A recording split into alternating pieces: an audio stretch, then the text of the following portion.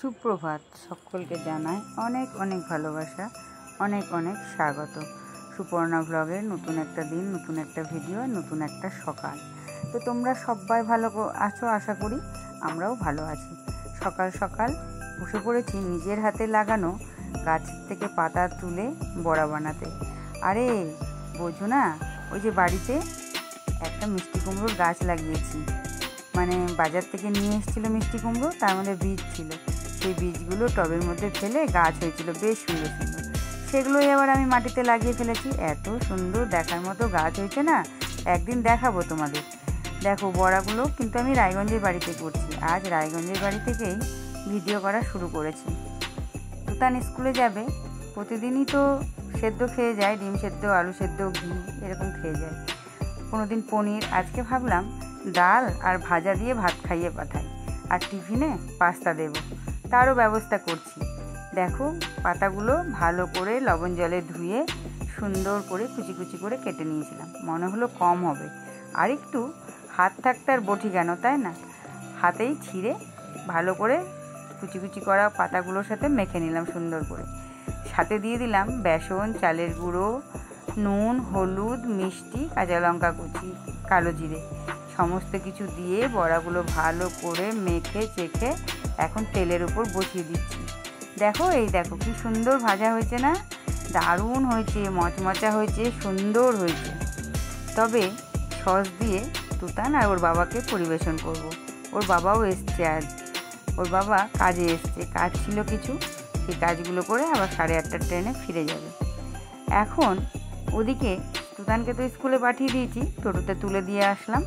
আর আমি বাড়িতে মানে ঘরে আর কি সমস্ত কিছু পরিষ্কার করে সমস্ত কিছু গুছিয়ে রেখে ঘর ঝাড় দিয়ে রান্নাঘর মুছে গ্যাস পরিষ্কার করে বাড়ির পথে রওনা দিয়েছি। বাড়ির পথে তো রওনা দিতেই হবে, বাড়ি আসতেই হবে। বাড়ি এসে তারপরে তো যথারীতি বাড়ির কাজকর্ম থাকেই, অনেক কিছুই কাজকর্ম থাকে। এই রায়গঞ্জে থাকাকালীন জলখাবারের দায়িত্বটা মাসিকেই দিয়েছি, কেননা সকালে ফিরতে ফিরতে আমার প্রায় 10:30টা হয়েই যায়। তারপরে খাবার বানাবো না দুপুরে রান্নাবাড়ির খাবার দাবার বানাবো। ওই জন্য মাসিকে বললাম, মাসি তুমি রান্নার দায়িত্ব, সকালের জলখাবারের দায়িত্বটা নাও, রুটি তরকারি হোক, রুটি ঘুগনি হোক, যা খুশি হোক। তো রুটি মাসি করে দেয়। আজও মাসিই করেছে। আজ করেছে কালো জিরে দিয়ে আলুর তরকারি আর রুটি, আর ঘরে মিষ্টি আছে। এই দেখো ভগবানের সেবা কমপ্লিট, ভগবানের সেবা পুজো হয়ে গেছে। সকালে একবার ওখানেই দিই, স্নান সেরে ওখানে স্নান করে নিই, স্নান সেরে তুলসী গাছে জল দেওয়া, সূর্য দেবতাকে জল দেওয়া, সমস্ত কিছু ওখানেই করে নিই। করে ভগবানের সেবা পুজো দিয়ে তারপরে বাড়িতে চলে আসি। বাড়িতে এসেও যথারীতি সংসারের কাজকর্ম হাল ধরি। ভাত ডালটা বসিয়ে দিয়ে আমি চলে যাই ঘর পরিষ্কার করতে। ভাত ডালটা হতে হতে আমার ঘরগুলো পরিষ্কার করা হয়ে যায়। খুব একটা বেশি এলোমেলো থাকে না, এলোমেলো করতে বারণ করি। ওদিকে সমস্ত কাজকর্ম করে রান্নাবাড়ি করে আমি আবার বেরিয়ে পড়েছি। এই দেখো এখন যাচ্ছি, কেননা 3:30 বাজলেই তুতানের ছুটি হয়ে যাবে। ও এসে আবার খাওয়া দাওয়া করবে, আবার পড়তে যাওয়া আছে, 5টার থেকে পড়া আছে। ও ঢুকতে ঢুকতেই প্রায় 4:20 হয়েই যায়। আজকে পড়াটা খুব তাড়াতাড়ি, 5:15 থেকে 5:10 না 5:15 থেকে পড়া আছে। গিয়ে অনেক কাজকর্ম আমার থাকে। এই যে এখান থেকে খাবার দাবার নিয়ে যাচ্ছি, সেগুলোকে বের করা, সেগুলোকে ঠান্ডা করা, কেননা একদম রান্না করেই সঙ্গে সঙ্গে খাবারগুলো টিফিন বক্সে করে ব্যাগে ভরে রাখি, যাতে ভুলে না যায়।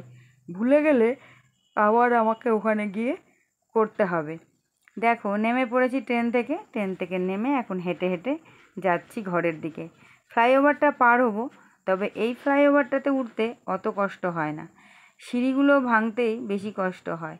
এগুলো তো লাগেজ নিয়ে যাওয়ার জন্য ওই যে ঢালা যে ফ্লাইওভারগুলো থাকে, সেই ফ্লাইওভারগুলো এগুলো। তবে এটা হওয়াতে অনেকটা সুবিধা হয়েছে, না হলে তো রাস্তা দিয়ে ঘুরে আসতে হতো বা লাইন পার হতে হবে। সব সময় স্টেশনে মাইকিং করতেই থাকে যে লাইন যাতে কেউ পার না হয়, কিন্তু তবুও করে অনেকেই। তবে বেশিরভাগই এই ফ্লাইওভারটা দিয়েই যাতায়াত করে।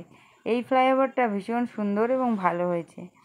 তো চলো আর কি, ঘরে যাই। ঘরে গিয়ে এদিকে ঘরেও চলে এসেছি। এদিকে হচ্ছে তুতানের খাওয়া দাওয়া, সব কিছু হয়ে গেছে।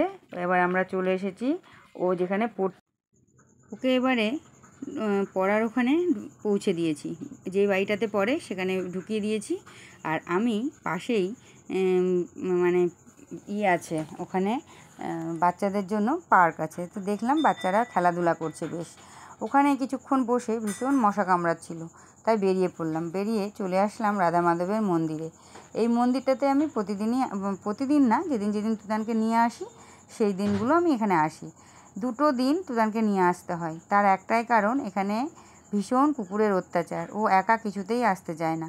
ওই জন্য শুধু এই টিউশনিটাতেই ওকে আমি সাথে করে নিয়ে আসি, বাকিগুলো ও সব সাইকেল নিয়ে চলে যায় পড়তে। আর যেটা সাইকেল নিয়ে যেতে দিই না সেটাতে টোটো করে যায়। তো দেখো পার্কে সবাই খেলছে বাচ্চারা। রাধা মাধবের মন্দির থেকে আমি চলে এসেছি পার্কে এসে দেখছি বাচ্চারা সব খেলাধুলা করছে। তবে তুতানের এখনও ছুটি হয়নি। স্যারকে ফোন করলাম যে স্যার ছুটি হয়েছে, বললো একটু দাঁড়ান, এক্ষুনি ছুটি হয়ে যাবে। তো এবারে আমি একটু তোমাদেরকে শেয়ার করলাম যে দেখো বাচ্চারা খেলছে, পার্কের গেট সব কিছু তোমাদেরকে দেখালাম। দেখিয়ে তারপরে আমরা এখন রওনা দিয়ে দিয়েছি, বাড়িতেও চলে এসেছি। আর সান্ধ্যকালীন আমাদের চা খাওয়া চলছে দুজনের, মা ছেলের, সাথে প্যাটিস বিস্কুট। তো আর কি, আজকের ভিডিওটা এখানেই শেষ করছি। তোমাদের সাথে আবার দেখা হবে নেক্সট দিনে নেক্সট একটা ভিডিওর সাথে। ততক্ষণ তোমরাও ভালো থেকো আর আমরাও ভালো থাকার চেষ্টা করি। নেক্সট দিনে নতুন একটা ভিডিও আনার চেষ্টা করব। তবে সাংসারিক জীবনে নতুন কতটা দেখাতে পারবো জানি না। এক এক দিন এক এক রকম কাজকর্মগুলো দেখাই। আর কি, ভালো থেকো, সুস্থ